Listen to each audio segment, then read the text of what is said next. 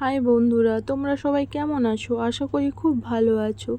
আমিও খুব ভালো আছি। তোমাদের সঙ্গে আজকে শেয়ার করতে এসেছি লিচুর আইসক্রিম।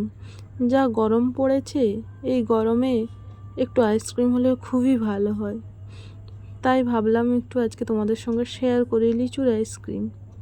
তাই প্রথমে লিচুগুলোর খোসা ছাড়িয়ে নিয়েছি। এবার লিচুর মধ্যে যে বীজটা আছে ওটা বের করে মিক্সচারে দিয়ে দেব। মিক্সচারে দিয়ে ভালো করে মিক্স করে নেব।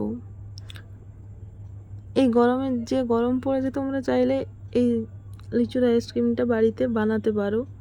খেতে কিন্তু খুব টেস্টি হয়েছে। চাইলেই তোমরা বাড়িতে বানাতে পারো।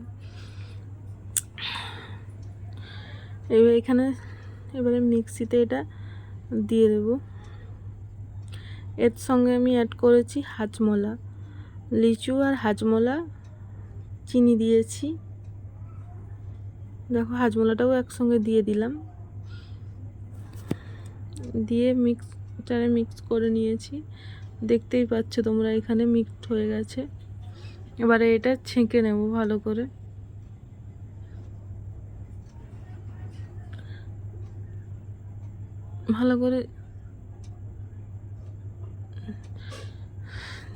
এবারে চিনি পরিমাণ মতো, যে যেমন খাও তেমন চিনি দেবে।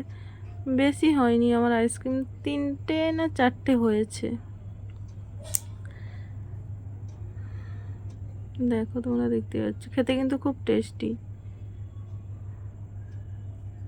এবারে এটা ফ্রিজে রেখে দেবো, ডিপ ফ্রিজে রেখে দেবো। কাল সকালে বের করবো।